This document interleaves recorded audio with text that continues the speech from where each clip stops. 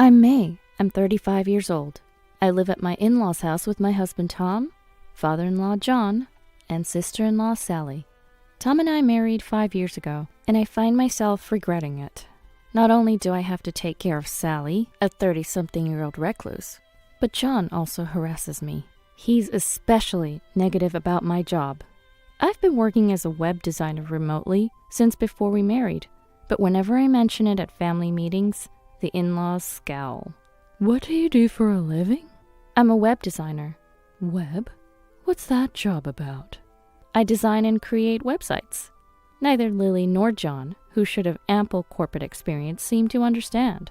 Tom is 10 years older than me, and the in-laws are around 70. They're resistant to the rapidly changing world, even disliking cell phones, sticking to outdated models. John worked in sales until retirement and has always struggled with computers. My mother-in-law Lily was a housewife, never ever having touched a computer, completely clueless about it. Though web design has been around for nearly 30 years, they seem to live in a different time. It would be one thing if they simply didn't understand, but "Quit your job after you're married," John sternly said. I was stunned, but Tom countered. "May can work in whatever job she likes, Dad. It's none of your business. She's passionate and skilled in her work. Stop being so negative." Having Tom's support was a relief. After marrying, I had hoped to live peacefully with just Tom, away from the in-laws' house, focused on my job. But 6 months ago, Lily passed away, leaving John and Sally alone. Sally has always been a shut-in, and John, completely inept at household tasks, a henpecked husband. Then John came to us, insisting Tom and I move into the in-laws' house. "Ever since Lily passed, the house has been in chaos. Please, I need you two to move in with us." No way. That's like saying to take care of Sally, too. You say she became reclusive after being targeted by a group at school, but that was over 10 years ago. How long will she cling to the past? Dad, you should stop letting her do as she wants, and instead get her counseling or help her move forward. "I know, but I just don't know what to do anymore. Please, help me." John begged desperately, and I realized I needed to do something. Maybe until Sally becomes independent, I suggested. Tom seemed relieved and thanked me after a moment's thought. "Thank you. I appreciate you saying that. Let's live together until Sally can rejoin society." Though I realized I had chosen wrongly after we moved in. The condition was until Sally was independent. So we didn't sell our house, just moved the essentials like the contents of our fridge to the in-laws' house and left everything else as is. But once at the in-laws' house, I soon found myself responsible for all the household chores. Additionally, I decided to take Sally to counseling, which led me to quit my job and continue working as a freelancer. The income drop was significant, but it aligned with my desire to eventually become a freelancer. In the mornings, I'd do laundry and cleaning, silence the reluctant Sally to take her to her counselor's office, and return to have lunch with Sally and John. The afternoons were dedicated to my web design work, and by evening I'd prepare dinner. Sally's counseling visits were once a week, and when there was no counseling, I'd work in the morning too. Tom's help on his days off from his customer service job was a relief. However, John disapproved of me continuing as a web designer. "Isn't there some other work you could do? Normal housewives work part-time to stay active. It doesn't seem like work when you're always in front of your computer inside the house." This is a legitimate job. Weren't there office workers at your company when you were working? I retorted. "Don't give me that sophistry. Working from an office is entirely different from playing on a computer at home. You're just like an unemployed person." But I've been working remotely since my office days, and now as a freelancer, I don't have an office to go to. I manage everything from client acquisition to work execution on my computer. Unbelievable. Then look at the computer screen. This is an email from a client, and I'm working on this. I tried to explain, but John's face only hardened further. "You're trying to confuse me because I don't understand. I won't let you manipulate things to your advantage. Go weed the garden and don't come back inside until evening." John forcibly took me outside, locking the doors and windows behind him. My wallet and cell phone were inside. I couldn't call for help or escape anywhere. There was a shed in the garden with weeding tools. It was 1 p.m. Hoping John's anger would subside within an hour, I began weeding. But even by 5 p.m., John showed no sign of unlocking the door. No response to the doorbell or my pounding on the door, and as I was wondering what to do, Lucy, my neighbor, approached me. "You've been outside all afternoon. What happened?" "Well," after I explained everything, Lucy's face turned to shock. "What? That's terrible." Then she invited me into her home. After using the restroom, she offered me an iced coffee. I'm alive again. I can't believe how terrible John is acting. You should talk to Tom about it. I know. I think Tom will protect me. When I returned home after 7 p.m., John immediately ordered me to start preparing dinner, as if forgetting he'd locked me out. His normal demeanor made me distrust him even more. Before bed, I told Tom about the afternoon's events, but Tom didn't believe me. "Haha, I can't believe Dad would lock you out and make you clean till evening. I know you dislike living here, but blaming Dad to justify leaving is wrong." "No, I was really locked out. I even had to postpone a deadline due to this." Maybe you should lock your room while working. If you don't show it's serious, it might not seem like work. Dad was a professional. I don't think he'd intentionally disturb you." Tom seemed unable to imagine John doing such a thing, so I installed a makeshift lock on my room. It was non-damaging and not very sturdy, but it served its purpose. Even then, with the door being banged loudly, I began to think that living in the in-laws' house was impossible. That's when Sally caused the next problem. While I was out doing chores, she entered my room and started playing games on my computer. When I returned to work and found Sally occupying my computer, "I need to work now, please go back to your room. Besides, that's my computer." "Don't you have a laptop in your room? Use that." "But my computer is slow and has low storage. This one's screen is big, easy to use and fast. I'm using this one." "That's for work. Please don't download games and play on it." "That's mean. Work, huh? It's all play, right? Dad said you're unemployed. Just doing chores and playing on the computer. So, we're in the same boat, right?" I was seething with anger at her words. Just then, John entered, but I didn't stop my retort to Sally. "I said it's work. Why can't you understand no matter how many times I've told you?" As tears welled up in Sally's eyes. "You! How dare you speak to our dear daughter like that?" John shouted and shoved me with force. "John, what the heck?" "I'm just trying to teach you a lesson since you're such a terrible wife to my son. If you don't get it, I'll make you weed again. You spent 4 hours on it last time and still weren't finished. After weeding, do the laundry. I'll make you work until midnight." "No! And why do you say I'm unemployed? Isn't that what Sally is? Why should I be labeled unemployed when I'm busy doing household chores and working every day?" "That's exactly why, always at home. Those who claim to work but play are unemployed. Sally wants to go out but can't. She's not unemployed." I laughed sarcastically. "But sometimes she goes out for fun, quite convenient for her. Then I'll become a shut-in too. Ever since you locked me out, I'm scared of even looking at the garden.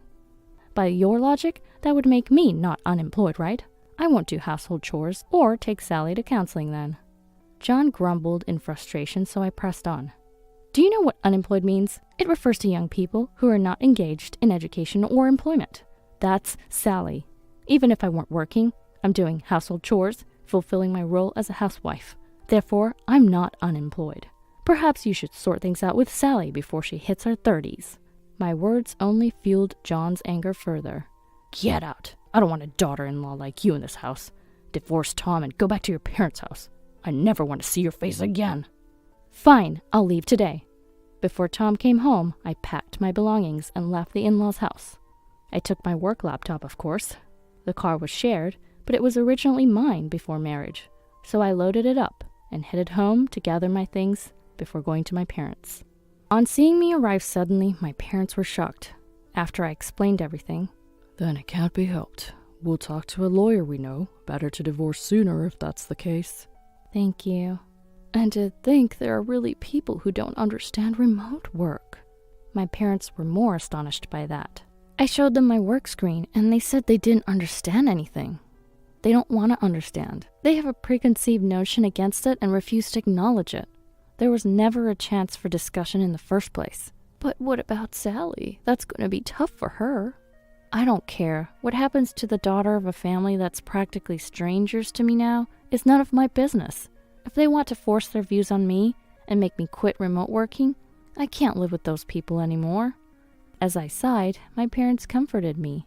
Just knowing such people exist is reassuring. But I might have acted too hastily. There was one thing I regretted. What's wrong? Well, I had bought travel vouchers as a thank you gift for John and Sally. Can't cancel them now. Dad smiled at my sigh. You did receive their care, so consider it a final gift and send it with a clear conscience. I nodded and resigned myself to losing the $1,000 worth of vouchers. That night, Tom called, his voice desperate. Why did you just leave because Dad told you to? Are you at home? I'm at my parents'. John told me to leave, so I did. By the way, I intend to divorce you, so I'll contact you through a lawyer later. Why? This is between you and Dad, not me. I'm coming home, so you should come back too. We were doing fine before moving in with Dad. Yeah, well, until I realized that when push comes to shove, you'd prioritize John over me, right? Why would you say that? I told you I was locked out from noon till evening. You could have come back or called me from your phone, right? I couldn't help but laugh at Tom's words. You don't listen to me, so you don't understand, do you? That day, I was forced out of the house without my phone, with nothing. I was stranded until Lucy from next door helped me. I was at my limit holding it in and really grateful for her help. Oh man, I'm sorry. You didn't even try to listen to me till the end. You insisted John couldn't have done such a thing, effectively calling me a liar. I won't doubt you anymore. Please forgive me. No, I lost all love for you then and have deeply regretted marrying you. May, I'm truly sorry. I'm not planning to forgive you. In a few days, you'll receive something. It's something I bought with the money I saved since becoming a freelancer. Use it with your family. Think of it as a small severance gift. Tom seemed to want to say more, but I hung up and blocked the numbers of Tom and all in-laws. We divorced quickly after. Though Tom seemed unable to let go, once he realized I had no intention of reconciling, he gave up, and we had an amicable divorce. Eventually, John came to my parents' house, deeply apologetic. He was holding the travel vouchers I'd gifted him, but I just watched from the second floor, leaving Dad to handle it. I later learned from Dad that John had tearfully apologized. I didn't realize how good a person May was. It's my fault. Could I at least apologize to her directly? No matter how deeply you regret it, she wants nothing more to do with you. You chased her out of the house during the day, right? Ever since then, she's been scared even to look at our garden, let alone leave the house. Dad feigned crying to exaggerate the story, and John turned pale. There's nothing you could do now. We, her parents, will take care of her with all our hearts. Dad said this and apparently sent John away. Since then, I heard from Lucy that John started taking Sally seriously, often going out together, but I simply wished them well and felt no further emotion. Tom ended up selling the house we lived in and moved back to his parents' home. The distribution of property was decided. I received a larger share of the money from the house sale and our savings, a 7-to-3 ratio. I believe it was an agreeable separation for both of us. 5 years after the divorce drama, I used the money from the distribution of property to start a web designer office. Focusing on freelancers and with help from my former company and other businesses, I spend my days busily managing staff, making sales, and designing. I work with longtime web designer associates, and while we're still small, we're growing. One day, as I was leaving the office, I ran into John and Tom, who had aged significantly. We were all surprised to see each other. Is that you, May? You look great. As a business owner frequently meeting clients, I've become more mindful of my appearance than when I was remote working. And you two look quite worn out. May, we were wrong all this time. We mistreated you, and we know you can't forgive us, but if you're willing, would you consider remarrying Tom? Dad, I promise I won't be harsh on you anymore. We've learned to do at least the minimum household chores, and we no longer need to take care of Sally, so please. John asked weakly, repeatedly pleading.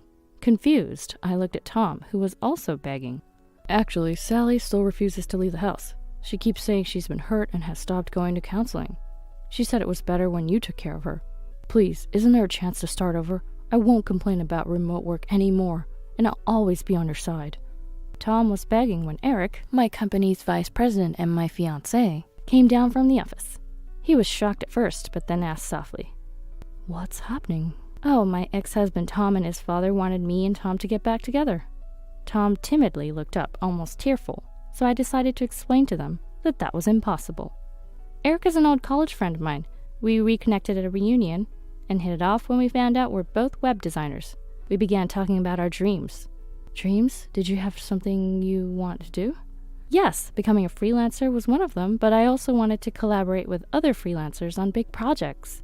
Eric agreed with my ideas, and we co-founded this company. Tom and John looked up in disbelief at the building Eric and I emerged from. It's a small company, so we're just renting the 3rd floor. And Eric and I are getting married soon. If I look beautiful, it's thanks to him. So asking for me to get back with Tom is out of the question. I intertwined my arms with Eric's, showing our close relationship. As Tom and John stood there in shock, Eric and I walked away, ignoring their calls from behind. Eric is my partner in both work and life, and I look forward to a happy future with him.